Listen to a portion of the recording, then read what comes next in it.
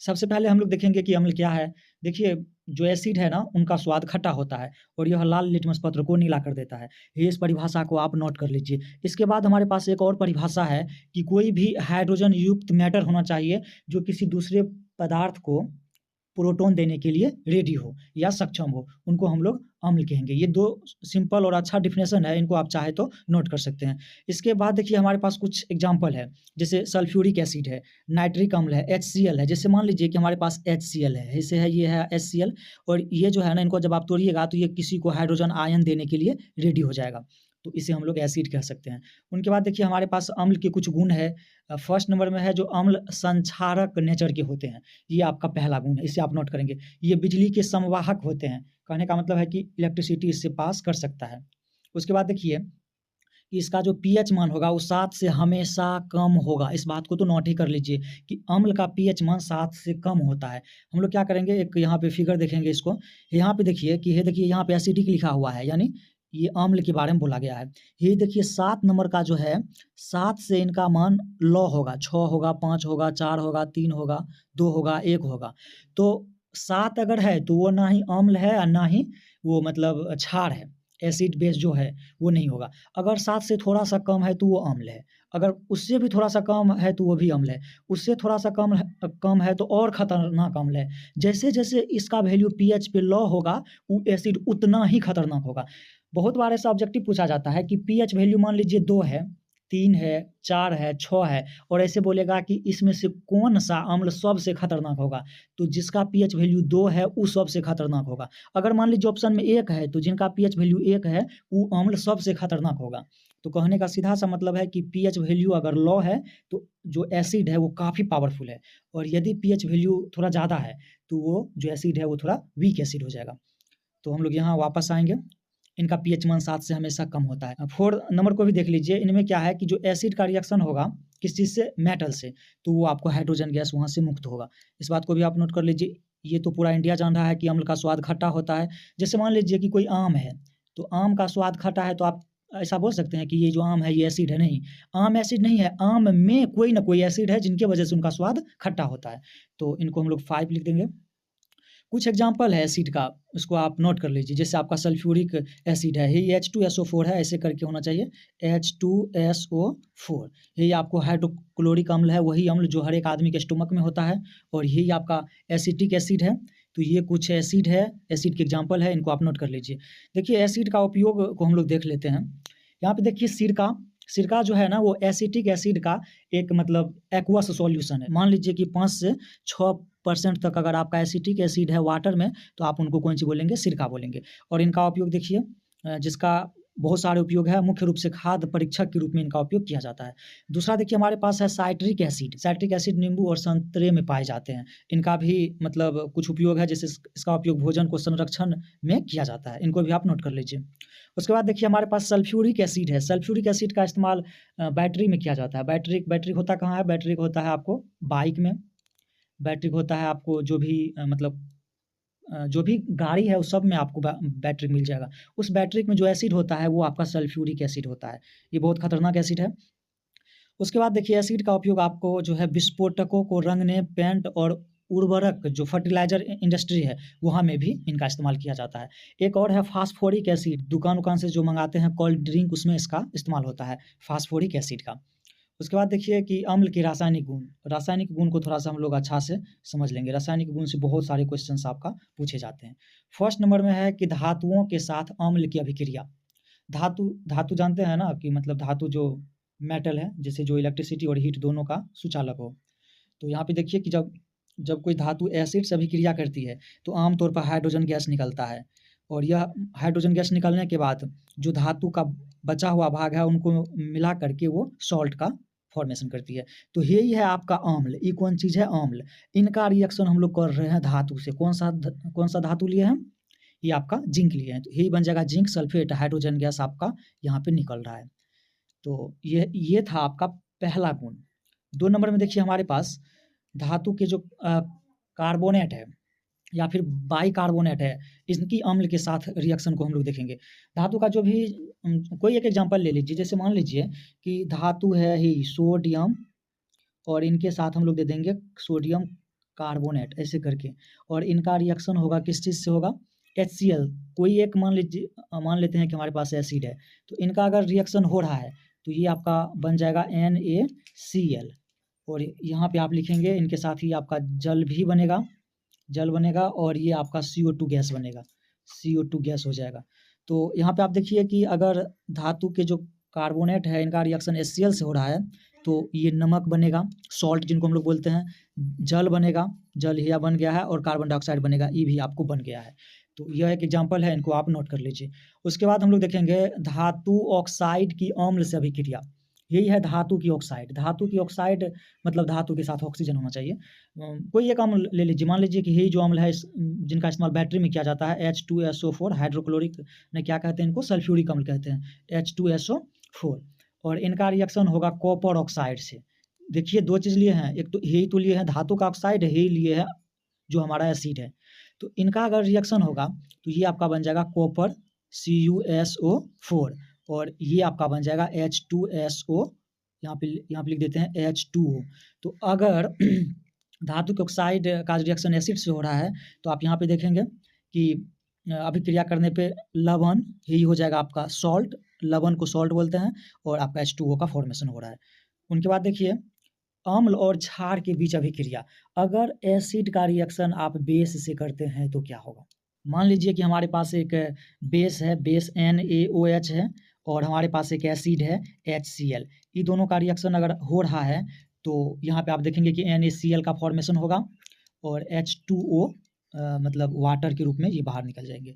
तो अगर मतलब ये जो है आपका ये आपका हो जाएगा क्षार। क्षार अभी नहीं समझाए हैं, क्षार अब आने वाला है जो उनका जो होगा वो पार्ट, और यही आपका है एसिड।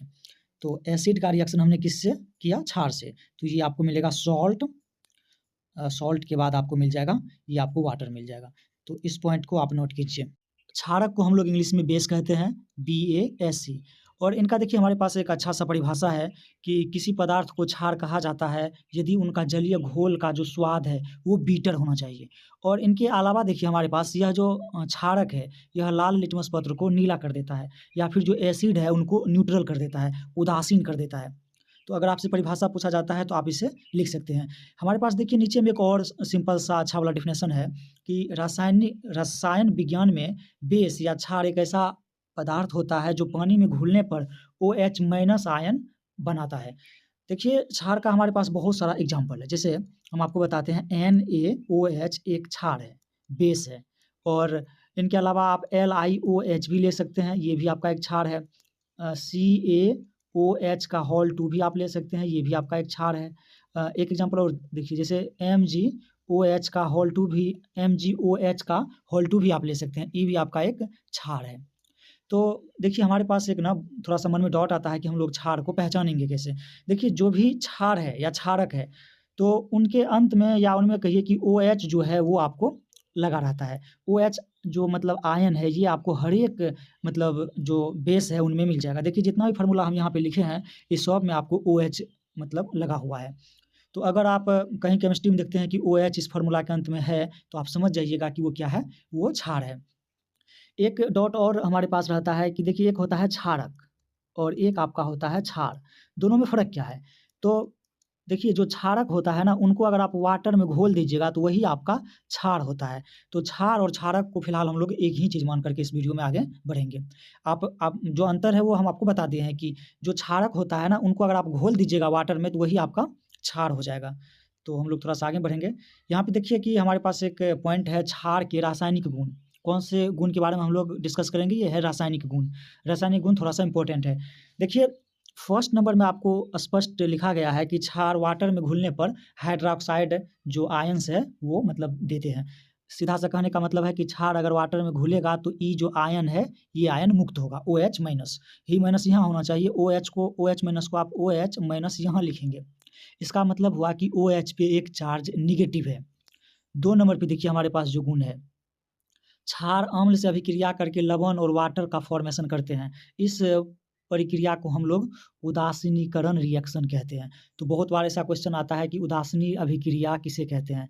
तो इनका आप जो डेफिनेशन है वो इस पॉइंट से ही आप लिख सकते हैं कि क्षार जो है वो एसिड से रिएक्शन करके उदासीनीकरण रिएक्शन का फॉर्मेशन करता है। तीसरा नंबर में देखिए हमारे पास है कि जो क्षार है धातु के साथ अभिक्रिया करके संगत हाइड्रोक्साइड का फॉर्मेशन करते हैं। 4 नंबर का पॉइंट देखिए कि क्षार और धातु के ऑक्साइड के साथ रिएक्शन करके सॉल्ट और वाटर बनाते हैं। इसे भी आप नोट करेंगे। इसे हम लोग फिलहाल जो आगे होगा उसमें भी हम लोग अभी देखेंगे। इनका कुछ जो एग्जाम्पल है वो समझने की कोशिश करेंगे। फिर देखिए क्षार का जो पीएच मान होता है ना वो 8 से 14 के बीच होता है। देखिए 0 से जो 6 तक होगा वो हो जाएगा एसिड। आप याद रखिए 0 से जो 6 होगा पीएच का मान वो कौन चीज़ हो जाएगा एसिड। 7 जो होगा वो कुछ नहीं होगा, वो हो जाएगा न्यूट्रल उदासीन। और 8 से 14 तक जो होगा वो आपका हो जाएगा बेस। इस पॉइंट को आप याद रखेंगे कि 0 से 6 आपका एसिड है। पीएच वैल्यू का ये मतलब हम बात कर रहे हैं कि पीएच वैल्यू में अगर 0 से 6 तक है तो वो आपका एसिड है। अगर वो 7 है तो वो आपका हो जाएगा न्यूट्रल। जैसे जो वाटर होता है, अगर आप पानी को पीते हैं चापाकल से निकाल करके तो ना वो एसिड जैसा लगता है ना वो बेस जैसा लगता है। तो जल का पीएच मान जो होता है वो लगभग में 7 होता है। मतलब वो ना ही एसिड है ना ही बेस है। उनके बाद देखिए अगर 7 से थोड़ा-सा अगर ज़्यादा आ गया 8 आ गया तो उनका जो मतलब स्वाद होगा वो आपका बीटर होगा। तो इस बात को आप नोट करेंगे। फिर देखिए है यहाँ पे ये 5 नंबर हो जाएगा। 6 नंबर में देखिए जो क्षार का स्वाद है वो आपका बीटर होता है। साथ में है कि क्षार लिटमस का जो रंग लाल से नीला कर देता है। अगर आपका जो लिटमस पत्र है वो लाल रंग का है तो उनको नीला कर देगा। देखिए लिटमस के बारे में एक अलग से हमारा वीडियो आएगा तो उनमें हम लोग पूरा डिटेल्स चर्चा करेंगे। तो यहाँ पे आप देखिए कि क्षार फिसलन युक्त या साबुन युक्त महसूस होता है। ये आपका 8वां गुण हो जाएगा। फिर हमारे पास है कि कुछ क्षार अच्छे विद्युत के मतलब विद्युत के संवाहक होते हैं, इलेक्ट्रिसिटी उससे पास कर सकती है। द इसका जो रीज़न है वो ये है कि देखिए क्षार में ना OH माइनस आयन रहते हैं और जहाँ भी आयन रहेगा ना वहाँ से होकर के इलेक्ट्रिसिटी पास कर जाएगी। तो ये हमारे पास कुछ गुण है, इनको आप नोट कर लीजिए। तो हमारा जो नेक्स्ट पॉइंट है वो है कि धातुओं के साथ क्षार की रिएक्शन। देखिए किसका रिएक्शन होगा? धातु के साथ कौन चीज़ होना चाहिए? क्षार होना चाहिए। यही देखिए जिंक एगो धातु है, धातु के साथ हम आपको अभी बताया है क्षार पहचानने का नियम। ये देखिए क्षार है। आप कैसे कहेंगे कि ये एक क्षार है या क्षारक है? क्योंकि OH लगा हुआ है। ये दोनों का रिएक्शन होगा तो यही बन जाएगा आपका सोडियम जिंकेट और ये आपका हाइड्रोजन गैस मुक्त होगा। तो कहने का सीधा-सा मतलब है कि धातु का भी रिएक्शन अगर क्षार से होता है, तो लगभग में हाइड्रोजन गैस मुक्त होता है। इस बात को आप नोट करेंगे। दूसरा पॉइंट हम लोग देखेंगे क्षारों की अम्ल के साथ अभिक्रिया। देखिए क्षार का अम्ल के साथ जो अभिक्रिया होता है उनको हम लोग उदासीनीकरण अभिक्रिया कहते हैं। तो मान लीजिए कि हमारे पास एक क्षार है कोई, मान लीजिए कि NaOH एक क्षार है। इसका नाम सोडियम हाइड्रॉक्साइड। इनका रिएक्शन आप करेंगे कौन चीज़ से? एसिड से। तो एसिड सबसे मान लेते हैं कि HCl से इनका जो है वो रिएक्शन हो रहा है। तो ये आपका बन जाएगा NaCl और ये आपका इसके अलावा आपका जल बन जाएगा। देखिए ये बहुत बार पूछा गया है कि उदासीनीकरण अभिक्रिया से आप क्या समझते हैं? मतलब इनका एगो छोटा-सा परिभाषा देना है, यही वाला एग्ज़ाम्पल लिख देना है। आपको जो नंबर आएगा 2-3 नंबर में आते हैं तो वो आपको मिल जाएगा। इनके अलावा आप बहुत सारे एग्ज़ाम्पल दे सकते हैं, आप एनसीईआरटी में बहुत सारे एग्ज़ाम्पल है भी आप देख लीजिए। उनके बाद देखिए कि धातु के ऑक्साइड मतलब जो है उनका क्षार के साथ रिएक्शन क्या होगा? धातु के ऑक्साइड जैसे इसको आप जानते हैं क्या? CO2 को आप बोलेंगे ये है कार्बन डाइऑक्साइड। लेकिन हम अभी इसका दूसरा नाम बताते हैं। ये है अधातु और ये है इनका ऑक्साइड। तो जो अधातु की ऑक्साइड है, यहाँ पे जो लिखा हुआ है, देखिए अधातु के साथ ऑक्सीजन है तो ये जो है अधातु का ऑक्साइड हो जाएगा। और इनका रिएक्शन आप मान लीजिए कि कैल्शियम हाइड्रॉक्साइड से कर रहे हैं, CaOH के होल 2 से।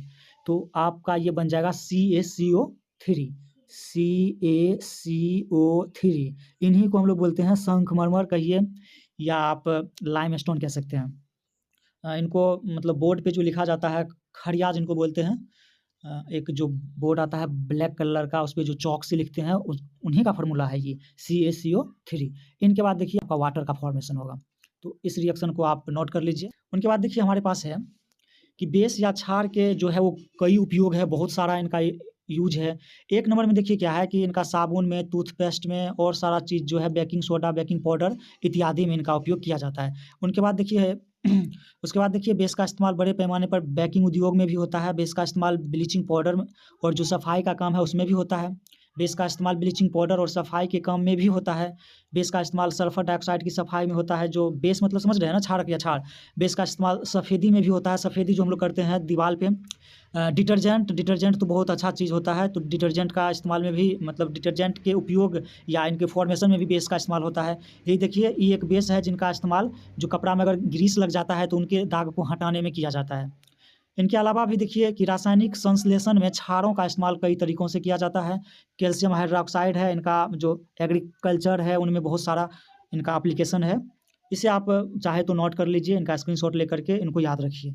तो एक बार फिर से इसको रिवर्स कर देते हैं, आप इनको नोट कर लीजिए, समझ लीजिए, फिर से वाच कर सकते हैं। सूचक को इंग्लिश में हम लोग इंडिकेटर कहते हैं, INDICATOR। इसका देखिए एक परिभाषा है कि सूचक कुछ नहीं है, सूचक एक यौगिक है जो अम्ल या क्षार की उपस्थिति में अपना रंग बदलता है। देखिए अम्ल है या क्षार है, आपको अगर मालूम करना है कि कौन अम्ल है कौन क्षार है, तो बार-बार आप उनका स्वाद नहीं चखेंगे, क्योंकि कुछ बहुत खतरनाक भी होते हैं, आपका जो जीभ है वो जल भी जाएगा। तो हम लोग बिना स्वाद चखे भी सूचक की सहायता से बता सकते हैं कि कौन-सा जो लिक्विड है वो अम्ल है और कौन-सा जो लिक्विड है वो क्षार है। तो सूचक हमारे पास जो है वो 2 प्रकार के होते हैं। एक है आपका नेचुरल सूचक, नंबर 1 में आप लिखिएगा नेचुरल सूचक, नेचुरल इंडिकेटर, और दूसरा नंबर लिखिएगा सिंथेटिक इंडिकेटर। तो सबसे पहले हम लोग देखेंगे कि नेचुरल इंडिकेटर क्या है।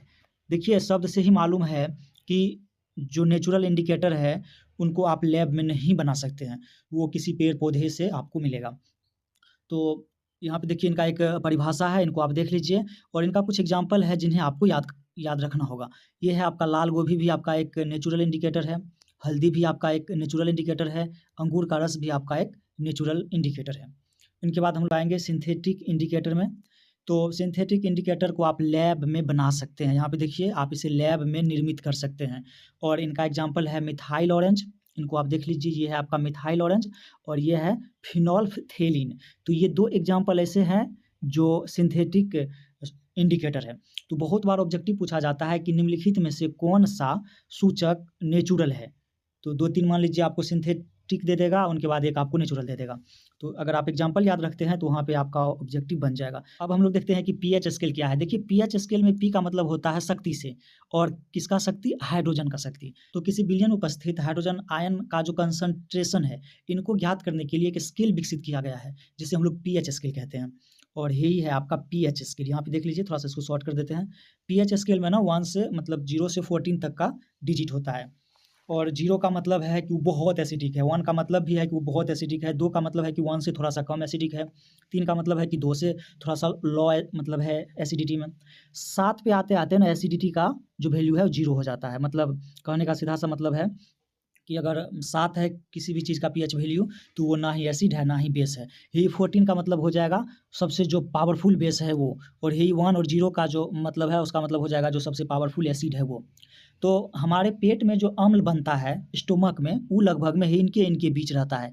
आप समझिए कि वो बहुत ज़्यादा पावरफुल होता है। हमारे स्टोमक में HCl नाम का अम्ल बनता है, जिससे भोजन टूट जाते हैं। फिर देखिए शुद्ध पानी का पीएच मान जो है वो 7 होता है। हम कुछ यहाँ पे जो पॉइंट है उनको डिस्कस करेंगे कि हमारे दैनिक जीवन में पीएच का मतलब वैल्यू क्या है। हमारा जो बॉडी है, ह्यूमन बॉडी, उनका जो पीएच रेंज है ना वो 7 से 7.8 के बीच होता है।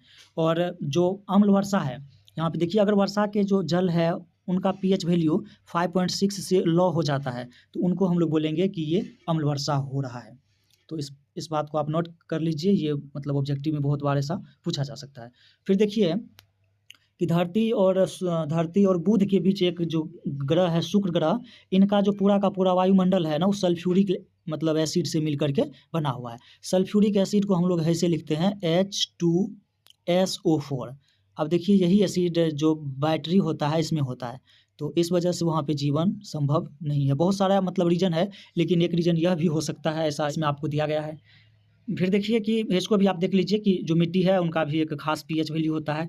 अब हम लोग देखेंगे हमारा जो डाइजेस्टिव सिस्टम है उनका पीएच मान। तो सबसे पहले ना हम लोग एक फ़िगर ले लेते हैं यहाँ पे। यही देखिए हमारा डाइजेस्टिव सिस्टम का एक अच्छा-सा फ़िगर है। इसमें ना यही है माउथ, इससे होकर के भोजन अंदर जाता है। यही है एसोफेगस, एसोफेगस से वो जो है ना पाइप है, फूड इसी से होकर के ही स्टोमक में आता है। स्टोमक देखिए यही थैला जैसा है एगो, ये स्टोमक है पूरा यहाँ से। अब है कि अगर आप खाइएगा तो ये स्टोमक फैल जाएगा। अब बहुत खा लीजिएगा तो और फैलेगा, और हम लोग जानते हैं कि स्टोमक के दीवार से ही HCl निकलता है। एक तो आप खाए हैं पूरा मतलब भरपेट खाए हैं, फ्री का भोजन मिलता है तो हम लोग ऐसा ही करते हैं, और फिर इसमें एसिड भी मिलेगा।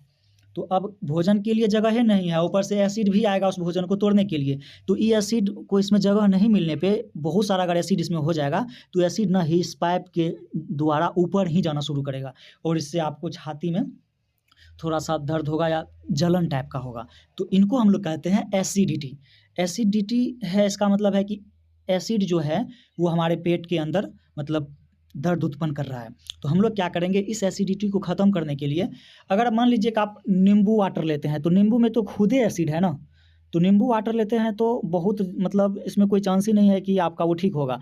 आप क्या करेंगे कोई क्षार लेंगे, बेस लेंगे क्योंकि आप याद कीजिए कि अम्ल का रिएक्शन अगर क्षार से होता है, तो ये दोनों ना मतलब एक दूसरे को न्यूट्रल कर देता है। तो इस वजह से अगर मतलब अम्ल हावी हो रहा है तो उनका रिएक्शन क्षार से होना चाहिए। तो हम लोग क्या करते हैं इसके लिए एंटीऑक्सीडेंट लेते हैं जो मतलब क्षार होता है। तो यहाँ पे देखिए यहाँ पे यही बात को यहाँ पे लिखा गया है। एंटासिड का इस्तेमाल आप करते हैं। इसके लिए हमारे पास है मैग्नीशियम हाइड्रोक्साइड, ये आपको किसी मेडिकल मतलब शॉप से मिल जाएगा। तो इनका इस्तेमाल करके हम लोग एसिडिटी को कम कर सकते हैं। वैसे अगर थोड़ा-सा अगर हिसाब से खाइएगा, महावीर वाला गियर में नहीं खाइएगा तो एसिडिटी होने का चांस ख़त्म है।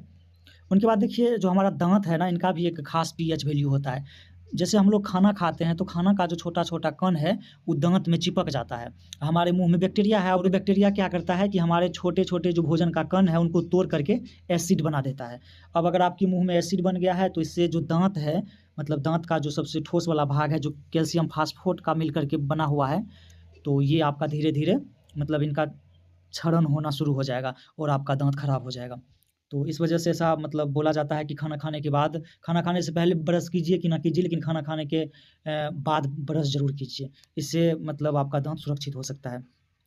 फिर हमारे पास देखिए कि ये वो मतलब सीरीज़ है, इनको एक बार देख लीजिए। सिरका जो है ना वो एसिटिक अम्ल मतलब सिरका में एसिटिक अम्ल होता है और संतरा में सिट्रिक अम्ल होता है। जो इमली है टॉर्टरिक अम्ल होता है, जो टमाटर है ऑक्जेलिक अम्ल होता है और दूध जो है लैक्टिक दूध या दही दोनों में लैक्टिक अम्ल होता है और ये जो नींबू है, नींबू में सिट्रिक अम्ल होता है। चींटी का डंक और नेटल का डंक ये दोनों में मेथेनोइक एसिड होता है। इनको एक बार आप रट लीजिए मतलब इनको एक बार लिख लीजिए, ये आपको ऑब्जेक्टिव में पूछा जा सकता है। विरंजक चूर्ण को इंग्लिश में हम लोग ब्लीचिंग पाउडर कहते हैं और इसका जो फ़ॉर्मूला होता है CaOCl2 होता है। इसमें देखिए कैल्शियम है, ऑक्सीजन है और Cl2 क्लोरीन भी है। तो विरंजक चूर्ण को बनाया कैसे जाता है? सबसे पहले विरंजक चूर्ण सूखे हुए चूने पर क्लोरीन की क्रिया द्वारा निर्मित होता है। देखिए सूखा हुआ जो चूना होता है, सबसे पहले आप उनका फ़ॉर्मूला लिखिए। हम लोग इनका एक रिएक्शन लिखते हैं, अगर आपसे ये बात पूछा जाता है, तो आपको रिएक्शन लिखना ज़रूरी होगा। सबसे पहले हम लोग यही लिखेंगे CaOH का होल 2, ये है आपका सूखा हुआ चूना। OH का होल 2 यहाँ पे आप OH का होल 2 होगा ये, इस प्रकार से।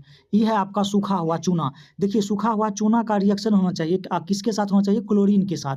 इनका रिएक्शन आप करेंगे Cl2 के साथ, Cl2 के साथ, तो आपको मिल जाएगा विरंजक चूर्ण। विरंजक चूर्ण को CaOCl2 लिखा जाता है और इनके साथ आपका H2O का भी फॉर्मेशन होगा। यहाँ पे आप लिख देंगे H2O।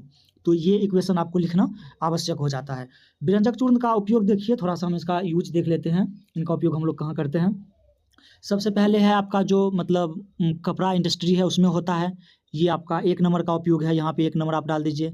उनके बाद देखिए जो कागज़ बनाने वाला फैक्ट्री है वहाँ पर भी विरंजक चूर्ण का उपयोग होता है।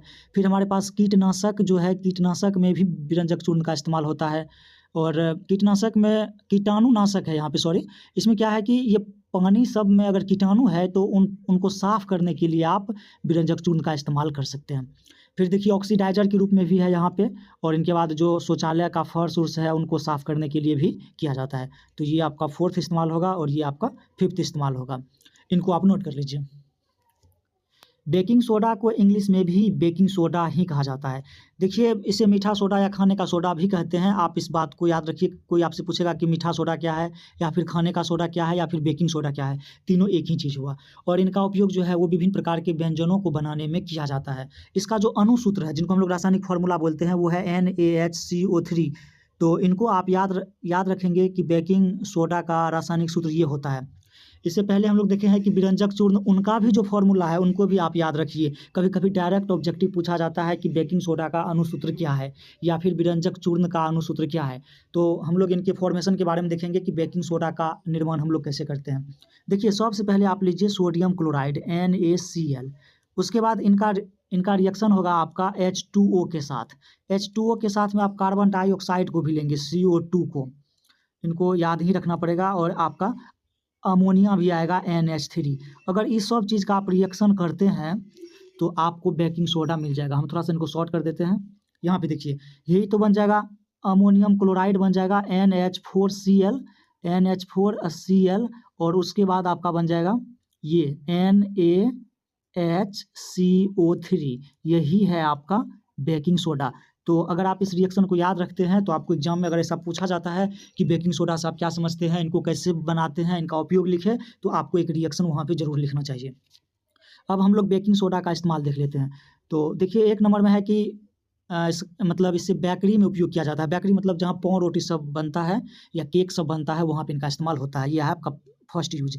उनके बाद देखिए जो अम्ल है इनके घटक में क्षारीय होने के कारण यह जो आमाशय के में अतिरिक्त एसिड है उनको उदासीन कर देता है।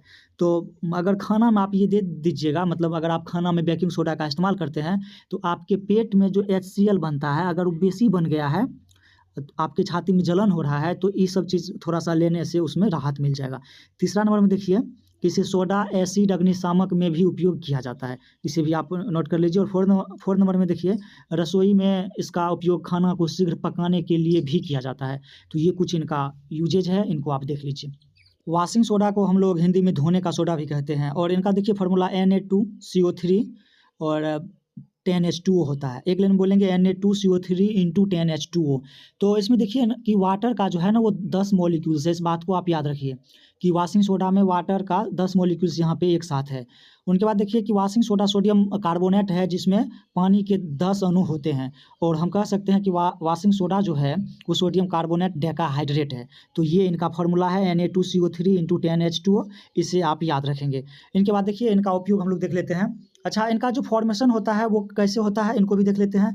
तो देखिए यही है आपका सोडियम कार्बोनेट Na2 आप लिखेंगे CO3, ये होता है सोडियम कार्बोनेट। इनका अगर आप जल से रिएक्शन कीजिएगा एक लाइन में H2O से, कितना H2O से 10 H2O से कीजिएगा तो आपका ये बन जाएगा Na2 हो जाएगा आपका CO3 हो जाएगा और इंटू 10H2O हो जाएगा। यही है आपका वॉशिंग सोडा या धोने का सोडा।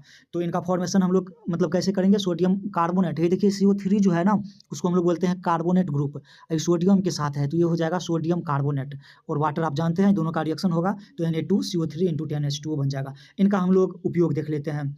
देखिए इसका उद्योग और घरों में सफाई एजेंट के रूप में इनका इस्तेमाल होता है। उनके बाद जो साबुन है, कपड़ा है, कागज़ है, डिटर्जेंट है, इस फैक्ट्री में भी इसका उपयोग होता है।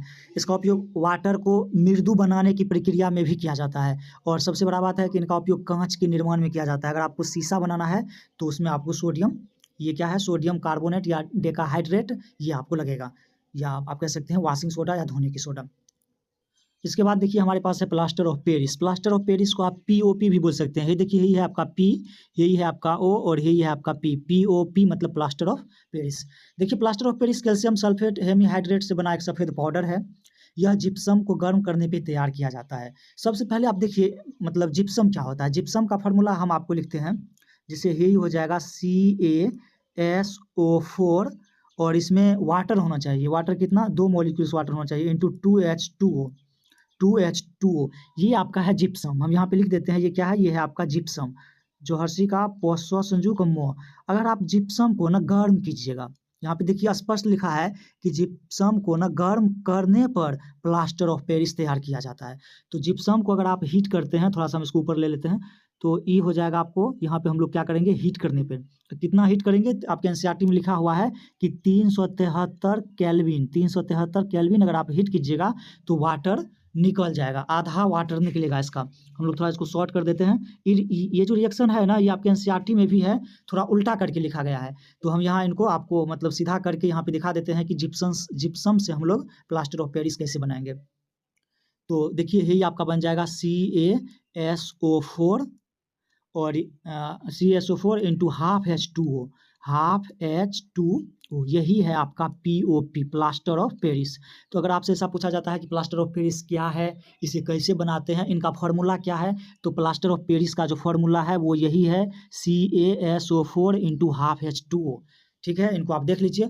अच्छा, इनका नाम प्लास्टर ऑफ पेरिस क्यों रखा गया है, ये बात आपके NCERT में भी मतलब पूछा गया है।